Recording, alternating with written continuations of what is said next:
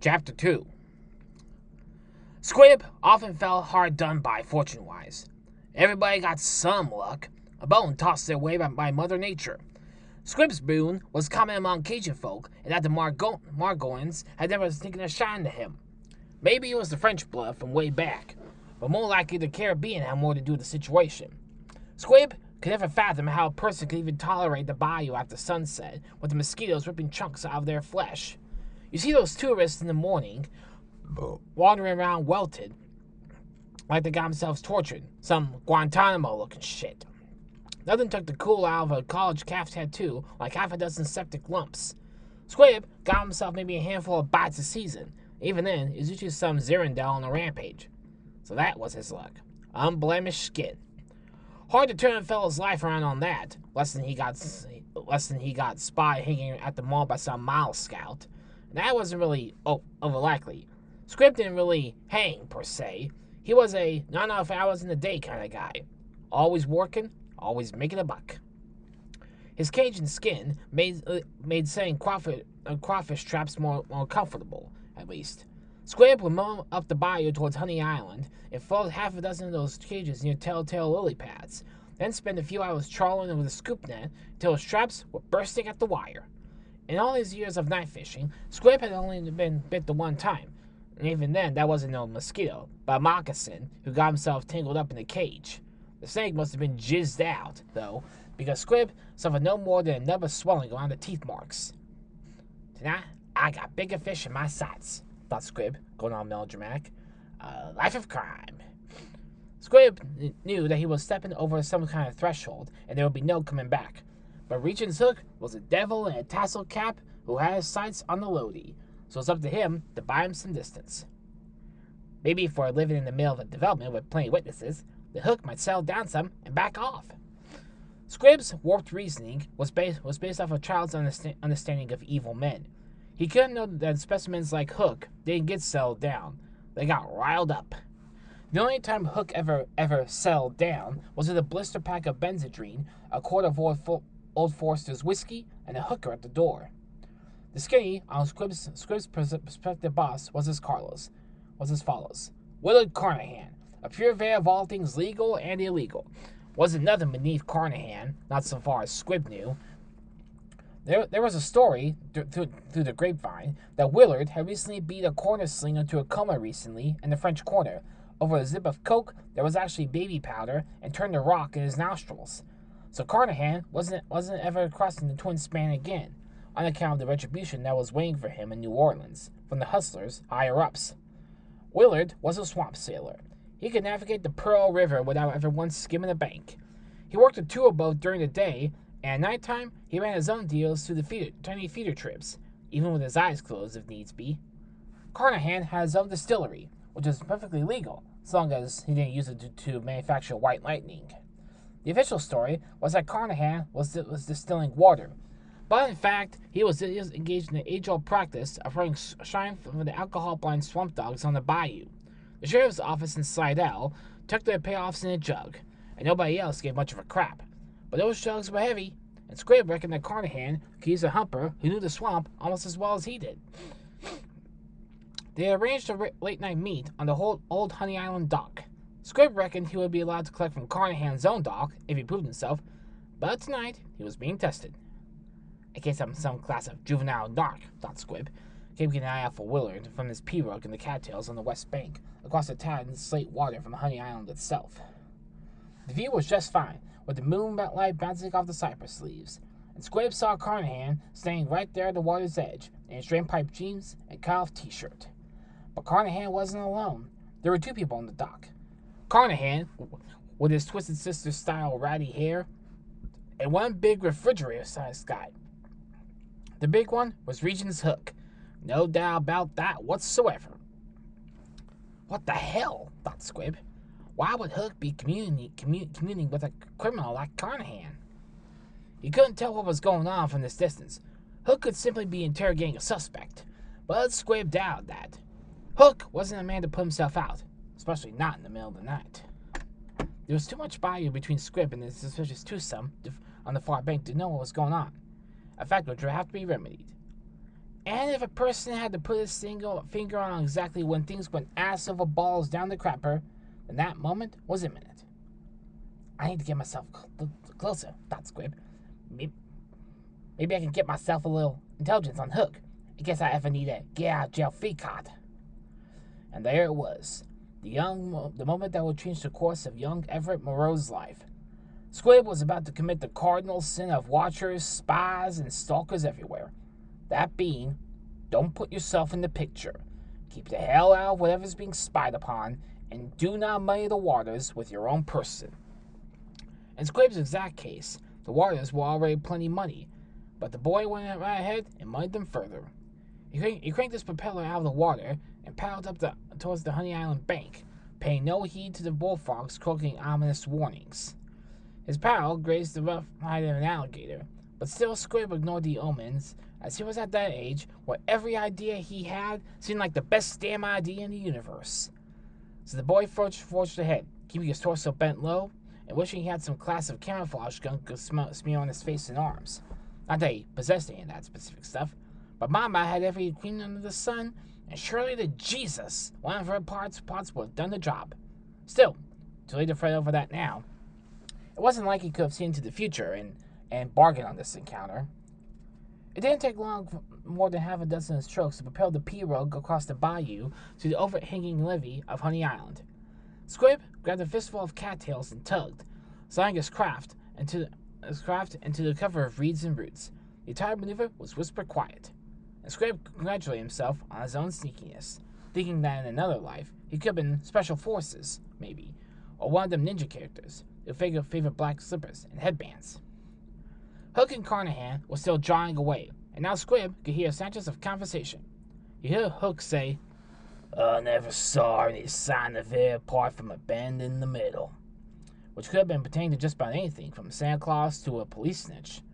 A few seconds later, Willard Carnahan remarked, "That wasn't nothing compared to this guy, man, Slidell," which is even more vague apart from the mention of the parish's main city. This kind of harmless back and forth went on for an age, or so it felt, and Squib was beginning to doubt that anything useful could have come from this eavesdropping, with the reeds rustling and the goddamn bugs kicking up the nightly swamp racket. He couldn't track any conversation threads from end to end, and what he did hear sounded like regular bar bullshit. Willard, "Totally serious, Constable. Motherfucker eyeball me before I open his..." And Regents, "I swear, boy, Mama Hook had this thing. She did with 2 earthworms." It was all useless chatter. So all in all, his big plan was proving himself something of a cluster balls. When Squib was reckoning, he might as well shut up shop and hunker down, till Regents took himself off of river. "I'll shimmy in a little closer," he decided. Give it 5 minutes and fuck it, I'm out." Squib crawled from the bed of his pirogue to the bank proper, and, figuring he couldn't get much lower in life, slithered through the reeds like a serpent, making his way down ever so slightly, back to the dubious midnight pair, hoping that he wasn't literally going to get bitten on the ass by some real shithead snake. He came around the bend of a stump, just in time to see a swamp rat the size of a cantaloupe saunter off into the bush. The rat threw him a "you're lucky I ain't hungry" look before its hindquarters disappeared, and Squib was so riled it took him a moment to pick up a new tone in the Hook Carnahan conversation.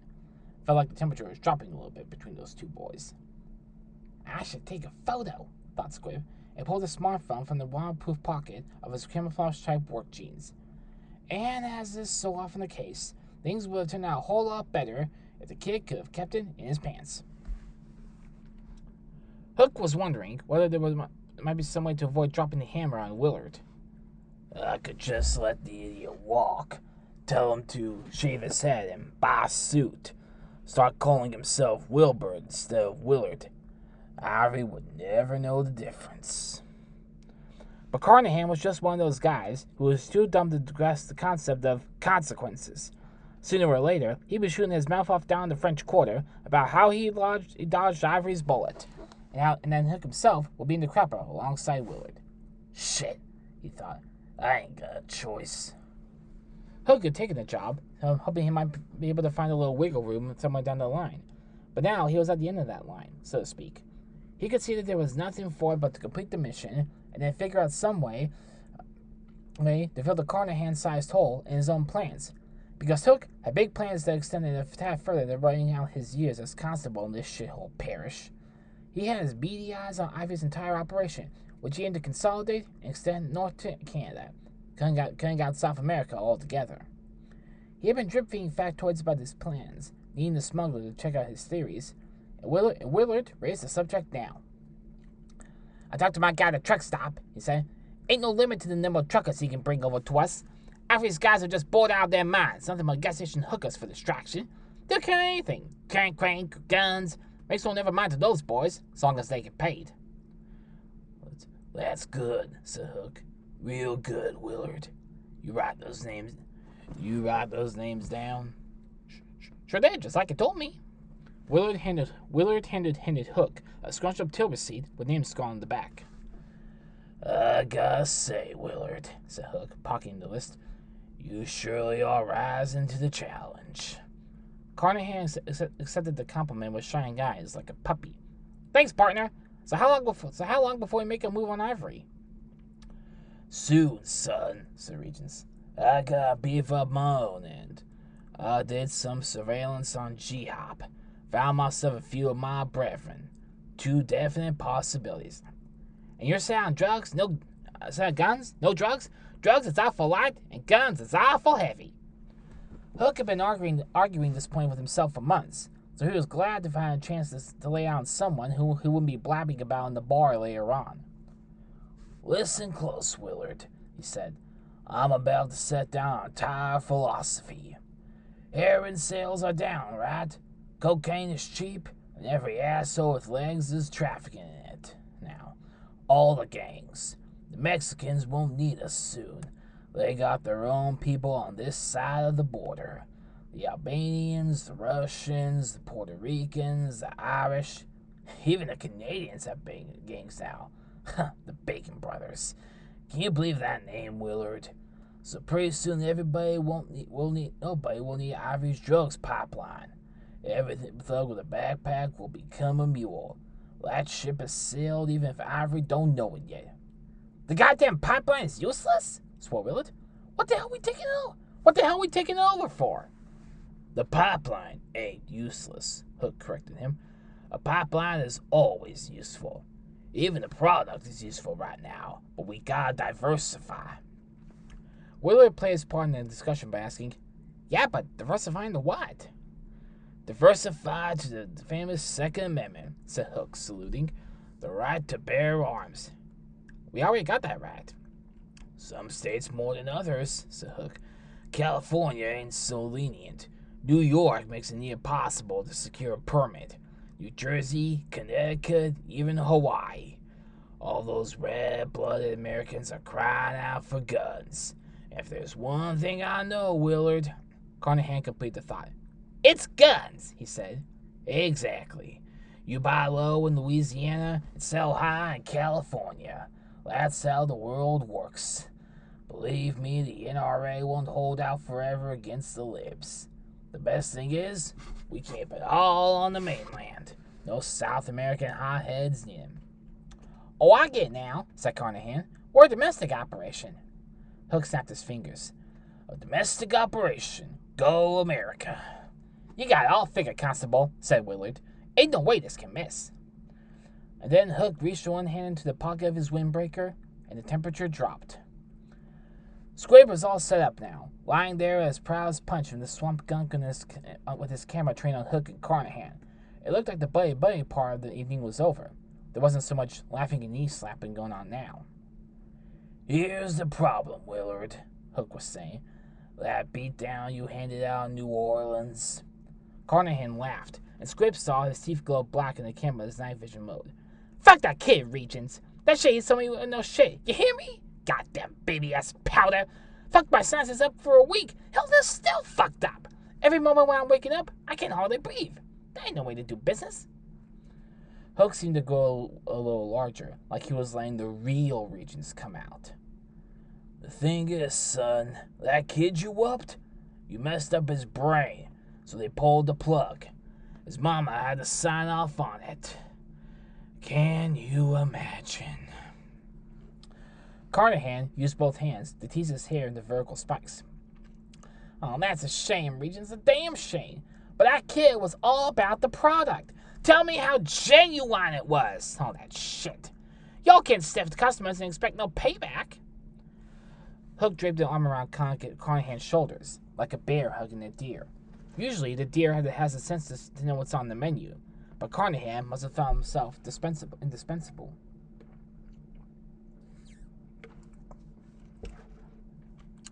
I shouldn't even be paying for blow, said Willard, all unawares. Well, with all the shit I run up river for you, but I found myself in a party mood, so I dipped into my own goddamn pocket for some hard-earned. And what does that asshole do? Sells me fake shit. Me, the fucking Coke pilot. You got a point, said Hook, and he did this little upside-down thing with his mouth, like he was actually considering Carnahan's argument. But see, the kid was Ivory's nephew, trying to prove himself. He wasn't supposed to be on that corner. Young Vincent was supposed to be hidden in the books. This was a lot of information, and specific too, like Hook had gotten it from the horse's mouth. Ivory! Fucking Ivory! Said Carnahan, stumbling over his words. I didn't have that knowledge, Constable. How can I know that? Ivory!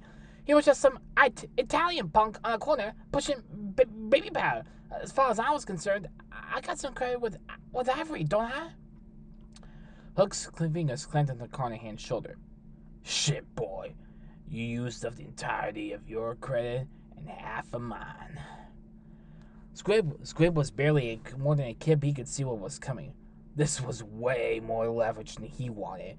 This here was the kind of information a guy volunteered to get lobotomized right out of his head, just to be sure he could testify to it. I'm the pilot, Constable, said Willard. There ain't nobody who can navigate the swamp like me. I ain't lost a single package since we opened this pipeline. Not a goddamn gram. That is true, son. Acknowledged Hook, actual pain on his features. So now you got me discomfited too, because of how I got to train up a replacement. Willard had one more argument in his bank. But we got plans, Regents. We're partners. Regent sighed. We was right enough, he said, until you fucked up Ivory's nephew. I ain't ready for heat yet. My plans ain't been stress tested. A fine mist of reality settled on the situation, and the hope of draining out of Carnahan. He slumped in Hook's grasp like a punctured balloon man, and looked like he might collapse on the spot. But the constable propped him up. Now, come on, son, said Regents. We all gotta pay the piper. At which point, Hook whistled a few bars of the revelry. Get it, son? In your particular case, I'm the piper. Flat on his belly in the swamp mud, with crawfish and God knows what nipping at his shoelaces, Squib had himself a road to Damascus moment. It wasn't God-related. Squib had a little time for God or his boys. Though Squib's epiphany was corporeal, vis-a-vis his own mortality. The boy was no fool. He knew the theory that he was going to die at some distant time in the future. But to Squib, like most kids, that's all it was, a theory. Also, Squib had half a notion by the time his number was up, the whole death problem would have been solved by scientists. But right there in the banks of a sluggish bayou, with a $silver moon throwing a shine on a dead man walking, and the man about to kill him, Squib had felt the yawning vacuum of his own mortality open right up above him, and he knew with utter certainty, if he gave himself away, Hook would end him without even breaking a sweat. Constable, said Carnahan. We's partners, ain't we? Must be something that can be worked out. Not a damn thing, said Hook, and he tipped his cap like a good old boy. Now listen, I got the single mom back in Petit Bateau waiting for me to crank her open, so I need to finish up here. You understand, right? Carnahan sighed, not really on the same page re his own fate. Yeah, I guess. Gotta chase that tail, right, Constable? That's right, son, said Hook, and he took out of his hand out of the pocket of his windbreaker. Two of the knuckles were sheathed in the grip of a gut hook. He flipped the blade open with his thumb and saw it across Carnahan's midsection below the rib cage. The skin blade opened the flesh with a W flap. Willard jerked a little. Ugh, that's silly, Constable. Did you just murder me? Hook wiped the blade on Carnahan's shirt. Yep, son, I did. My sincere regrets. And pitched Carnahan to the Pearl like he was ejecting him from a club. Carnahan toppled onto the bayou, and the scrim of his spongy surface supported his 150 pounds with barely a splash. The wound was so devastating that Carnahan's insides rushed out of him, and almost immediately the bottom feeders were looking below took hold of this unexpected bounty of tendons and gore, reeling the man in. Willard had barely any strength in him, and all he could accomplish was a sideways leer on the reeds, drawing equal measures of sludge and air through his yawning mouth. For Carnahan, life had slowed to 1/3, and nothing he wanted to do was feasible. Watching the world slip away from him was all he could manage. Hey, son, Hook called after him. The swamp is taking you to its bosom. That's fitting, isn't it? If Regents had only turned away before casting his final barb, they might have not have caught on to the movement in the rushes. Even then, no big deal. There's a lot of things moving in the rushes this deep in the bayou. However, usually none of those a lot of things blurted out exclamations along the lines of, Jesus goddamn Christ! Which Hook was pretty certain he heard coming out of the floor. Even if he just murdered a person, an inquisitive man such as Constable Hook would be obliged to ascertain who exactly was playing fast and loose with the second commandment. What had happened was this. Carnahan had bobbed on past the sagging jetty till he arrived level with young Squib, who long since abandoned any notion of blackmail and wished he had himself a pair of ruby slippers to click together. Poor Willard, which had that expression on that was halfway between fucked and dead, and with a pale slickness on his complexion, which made it clear he was on a brief trip from one to the other. Squib found himself, his eyes glued to the dying man, wondering which embodiment of death would win the race to claim Carnahan, blood loss or drowning, or perhaps a gator. As it turns out, there was another contender, a monster snapping turtle breached like a model doomed submarine, coming a full foot out of the water, its predator's beak all hysterical, and tore Carnahan's living face right off his skull, to which Squib examined, Jesus goddamn Christ! He had never seen a turtle of this girth, a shell the size of a small car, and that long neck corded and erect like the dick his good friend Charles Jr. liked to wave around so much, proud as he was. Swamp folk often spoke of the bloodthirsty nature of the generally docile creatures, but not many had seen it firsthand. That was more than likely all she wrote for Willard Carnahan in his modern-day piratical escapades, but the boy did not see him and his face skull go under, for Squib's own blasphemous mouth had named him a witness, and therefore a target, swept the belly and janked out like a jackrabbit onto the island proper. Hook saw a figure hightail into the island with a green glove of phone in his hand and scowled in petulant frustration. Mother Mary, Jesus, I cannot believe this day. In Hook's mind, he had been much put upon in the last 12 hours. First, the Elodie Moreau thing was souring his mood. Then Ivy forced him to gut his pilot. And now some shouty figure shoots a movie to proceedings? Leverage, thought Hook.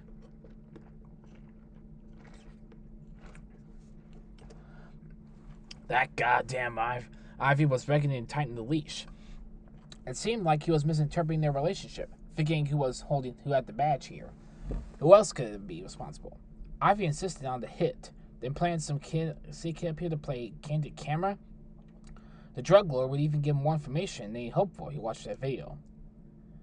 Not tonight, Ivory, said Hook, patting the service Glock in his holster. Gunfire traveled crystal clear of the flat water, but there was no helping that. Shots coming in the swamp could be always explained. Video could not. Regents did not waste bullets firing into the Spanish moss, but instead picked his way across the half-rotten jetty to his own swamp cruiser and cast off. He had two reasons for taking this boat. One, the idiot spy marooned himself on an island. And two, he had a couple of toys in his strongbox. I'm gonna bleed you with my pump action, son, thought Regents. Then put you down close quarters with the Glock. It occurred to Hook, as he pushed the flat-bottomed craft back for the jetty, this would be the second time in his life he had killed 2 men in one night. Oh no, hold up, Regents. You're selling yourself short. You did that witness security guy and his handler last year in Florida. The Witsec guy. Not an easy hit. So 3 times. Definitely 3. In peacetime. Scribb's first experience of shotgun pellet sting came upon crashing through the mangroves on the western shore of Honey Island. He had not been intending to crash through anything, but it came upon him all of a sudden, like the cliff on a Roadrunner cartoon. 1 second, he was stumbling along what could be a squint to call a trail, and the next, his nose was out in the open, and there was Hook out in the water, all pumped and ready to unload. Scribb saw Hook's jaw in the red glow of cigar embers, and then the cup's barrel jerked upwards, and Scribb had himself a gunshot wound on his forearm. It wasn't anything near fatal, not from a distance of 60 yards plus. Mostly didn't even break the skin, but he'd been feeling it for weeks to come. That one no shoot to kill, thought Scribb. The bastard's hurting me. The shots recoiled, scooted the boat downwards across the bayou, forcing Hook to turn to his throttle, which gave Hook a second to duck out of sight, shuffle into the interior, and catch his breath. He lay flat on his back, feeling the buckshot scalding his arm and the cold swamp mud shrinking his ballsack. How the hell do I get off this island? He thought. If Hook don't get me, the gators sure as hell will. The smell of the oil slick water gave him his answer. As far as he could figure, Scribb's only option was to wait it out. Tours would stop motoring through here from Crawford Landing at first light. Dozens of out-of-towners eager to catch sight of the legendary swamp Bigfoot. Wasn't no way Hook could take a shot at him then, not with a multitude of cameras pointed his way, because social media sure did love itself a cop discharging his weapon moment. I gotta keep my head down, my mouth shut, Scribb realized. Simple as that. But he knew in his heart that this assessment was pure optimism. Hook was no rookie in the blood sport game, and he was hardly about to dissolve into a puddle of sniffles because Scribb was taking shelter on an island. This was confirmed seconds later when all hell broke loose. Scribb's first thought was, volcano, which might seem like the thinking of an idiot. But in fairness to the boy, although he might have considered himself tough as nails, he'd never been in 1,000 miles of a war zone. It had no frame of reference for the explosive chaos erupting all around. Thousands of man hours on the PlayStation could not begin to do the experience justice. The noise was terrific. The thunderous thoom, rising from the earth and crashing over him waves of sonic terror. Bayou mud, shellfish, mangrove root, and slate were liquidized and dragged skywards in drapes of swamp slop, which fell in harsh deluge upon the boy, scouring him to his pores. It felt the Scribb like he was being summarily interned, buried by a sheer wave of debris tumbling on a slight frame from above. Mama will never know what happened to me, he realized, and thought terrified him. He tried to call out, but that would turn to be a mistake, as his mouth was filled with fallen debris. Scribb's eye sockets were filled up to the mud. Even his t-shirt was shredded by the assault. I surely am dead, thought Scribb. I can't figure out nothing. But gradually, the Earth's revolution settled down, and the whine in Scribb's ear was intruded upon by laughter from out in the water. It sounded like Hook was having himself one hell of a time. You like that concussion grenade, fella? He called. Was that your cup of iced tea? I bet you opened up your stupid mouth, didn't you? Took a gutful of swamp shit and shellfish. Hook laughed again. It might have been shell shock, but Scribb could have sworn there was an animal tinge to his mirth. Every night after a firefight, we'd have some fool greenhorn running around with his mouth open. Get himself a mouthful of shrapnel. We've had more busted teeth than limbs. Scribb peeped him through the rushes. He reckoned himself camouflaged enough. Hook was sitting on the cabin of his boat, a squat weapon across his lap, his boots kicking against the windshield. His grenade launcher sat on his lap like a favorite pet. Scribb even knew the model from Call of Duty, the MM1, the double M1. Funny looking chunky fucker. The barrel organ of death. Lovely night, ain't it, boy? I bet you're wishing you'd never set foot outside New Orleans, right? I bet you're wishing old Ivory had set someone else to do his spying. Ivory, thought Scribb. Hook don't even know who I am. This meant that if he could give the constable Hook the slip, all he had to do was make it back to the pirogue. Hook hiked the grenade launcher to his shoulder. Son, I bet you're thinking that all you gotta do is crawl snake-like back to your boat and paddle out of here. Well, I got bad news for you on that front. Your boat just flew past me towards the bay. I guess you didn't secure it none too good. Squib squinted his eyes mostly shut, thinking that the whites might give him away. Was Hook shitting him? Had he secured this boat? Probably not. He hadn't exactly been playing the final step of the mission, so now he was stuck on this goddamn island with the boys and the cougars, maybe a bunch of firemen forming an orderly line to crop his pocket. And if he tried to make a run for it, the Hook would spiral a grenade up his ass like a vodka-powered snow cone. What a peach of a night this had turned out to be. Everett fucking Moreau, master planner. Like that little French guy who used to get with tall ladies and prove a point. Napoleon. But not like him at all. Except for they both ended up fucked on an island. And if he didn't misremember his history, or maybe it was Huck Finn who got fucked on an island. Either way, he was the idiot, getting fucked up on a waterlocked landmass this fine evening. Sorry, Miss Ingram, he broadcast to his social studies teacher. I'm sorry, Miss Ingram. She was the only teacher he had ever liked in his 10-year history of his education. Hey, son! Called Hook, his voice booming across the sound. I'll tell you what. Why don't you toss out that cell phone you got there? It's probably all sorry-looking and waterlogged anyways. Hell, I'll even sign off on your police report for a new one. Because we both know you ain't getting a lick of signal on this stretch of the Pearl. Ain't sorry-looking, thought Scrib. It's safe and sound in my work pants pocket. You do me that favor, continued Hook, and I'll see myself off with my box of munitions and call it a night. What do you say to that? Well, that's a deal you won't see at Target. Seemed like Hook was in the mood for chit-chat. That was his general mood, in Scrib's experience. Waxman once opined that Hook's brand chit-chat was akin to a business cake. All purried up on the outside with sugar frosting, but you know there's a blade looking in there somewhere. It was like how Hook always referred to Scrib as Monsieur Moreau where Elodie was around, tousled his hair and such. Said he was a fine figure of a jeune homme. But as soon as Mama's back was turned, the constable would lean in close and growl some off-color remark along the lines of, Fine piece of tail, that Squib. Sooner or later, boy, I'm giving your mama her head for now. Then I'll reel her in where she's wore out. Spill rimmed his lips as he leered. Regent's Hook, a prince among men in his mind. Otherwise, said the prince now, I surely do plan to blanket bomb the island with half a dozen more of these grenades from this dandy launcher I got here. Here's another, and just to show you I mean business, here's another firecracker to set you thinking. Shit, thought Squib. Shit, goddamn. There was no time to figure the correct course of action, even if he did have that time, which he didn't. And he didn't have the tactical experience. Should he hunker down and make a run for it? Which was which? Both seemed downright fraught with mortal peril. While Squib was equivocating, Hook sat back on the roof of his cabin cruiser and, with a squeeze of his trigger, lobbed the metal cylinder high up into the night. Up she flew into the drape of mist, trailing a plume of gray smoke. And Squib, judged from winging by its trajectory, he had about 10 seconds to live. This entire scheme was a fool's errand. Bye, Mama, he whispered, and the regret he would carry with him to his watery grave was that nothing stood between Hook and his mother but a screen door.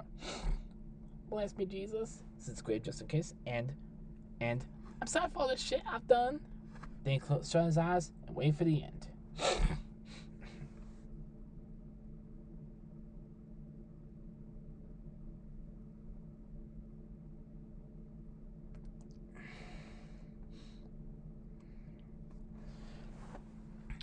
Vern was all set up in his lazy boy watching Swamp Rangers on Netflix. God damn, but he loved that show. Those Everglades boys tooling around in their golf carts, wrangling tiny gators and such, making a big deal out of it. I would fuck those boys up, thought Vern good-naturedly. But in truth, he probably wouldn't. They were amusing guys, all confident shit. It would be fun to see that braggadocio brain drain down their boots. Vern took a slug of vodka soda and laughed. Imagine their faces. Those stupid goatees would drop off in shock. He did his best Jack Nicholson for the only squirrel on the island, with enough nuts to sit on his windowsill. Wait till they get a load of me. Then he heard the explosion. Well, shit, he said resignedly, cranking up his chair. If there's one thing he learned about centuries hiding out in various remote spots around the globe, it was that certain things hailed to discovery. Elephants, for one. Elephants were assholes, and no one could tell Vern was any different. Those big gray bastards had nose for dragons, and that nose was called a trunk. There was one bull who worked for one of the Mamluk sultans way back. Mean fucker with a cloudy eye and a grudge against violets for some reason. It hunted Vern over the Delhi province for 10 years, until Vern paid him a visit one balmy night in his paddock and stuck that trunk where his sun historically did not shine. Old Cloudy kept his dragon-seeking skills to himself after that. Another thing that generally spelled trouble was rows of lit torches coming up a hill. Vern had lost count of the times he'd been dozing in one eyrie or another, only to be wakened by the sound of a torch-bearing mob. Humans were stupid fuckers back in those days, attacking a dragon with torches, but they weren't persistent, and generally a guy would have to move on if he didn't want to spend his days swatting away flaming arrows. But the number one warning sign that his days in his current hangout were numbered was the sound of an explosion. Goddamn smart-ass Chinese guys with that gunpowder. That shit could get in a guy's scales and itch like balls. Even if the humans weren't searching for him specifically, big explosions tend to shine a light on everything underneath. One of these days, Vern said to the squirrel, meaning that one of these days the humans would nail him with some kind of armor-piercing shell that would slice through his scales like butter. And then that'll be all she wrote for every living thing in a mile radius. Of course, that was an estimate. If Vern's core was pierced, the blast radius could be much more than a mile. When they hit Old Blue Ben by a total freaking accident with an early model torpedo a couple centuries back, he took a large chunk of Cornwall to bomb the ocean with him.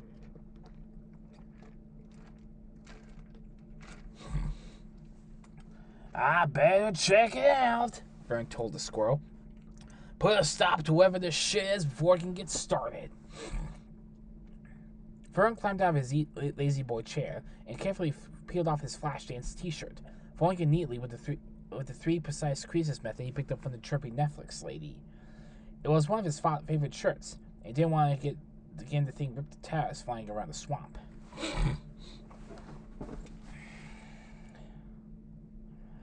Scripps shut his eyes, cried to bear a tear, and wait for it to end. Except it didn't come. By some freak of physics, Hook's grenade reappeared from the mist, going right back the way it had come. That is to say, retracing its own flight pattern, landing squarely between Hook's feet and clanking up down to the cruiser's gunwales. Most men would have cursed their disbelief, and many might have fallen to sobbing or collapsed entirely. But Hook was made of sterner stuff. He grunted a gruff "fuck" and stepped lightly off the prow of the boat into the river. The constable had barely a moment to duck below the water before his grenade ignited and blew a ragged disc from the port side of the cruiser, which frisbeed cinematically into the mangroves and buried itself in the bulbous trunk of a tree with a whang, like a hillbilly working a saw. Lucky, said Squib. And he wasn't just talking about his own person. Hook God only knew what kind of non-standard issue explosives hardware in his bag of tricks. Half the island could have gone up in the swamp lumps. Then he had smelled the barbecue hog all the way to Slidell. Squib dared to raise himself on all fours, praying to Jesus, God, Buddha, Aslan, and whoever else might be listening. That Hook was squashed flat between the keel of his sinking boat and the swamp bottom, and would die slowly from watching air bubbles leak from his nose.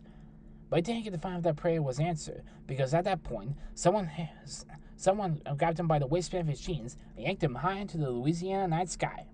2 seconds was all it took from earthbound to sky high. What in the name of? But Scribb never completed that thought because A, he was too petrified to think rationally, and B, his balls had been forced halfway off his stomach with a sudden acceleration of what could be fairly described as a supersonic wedgie. And so as Scribb was lifted high above the bayou, the only coherent thought he could manage to string together before the G's blacked him up was, "Hey, I can see our cabin from here!"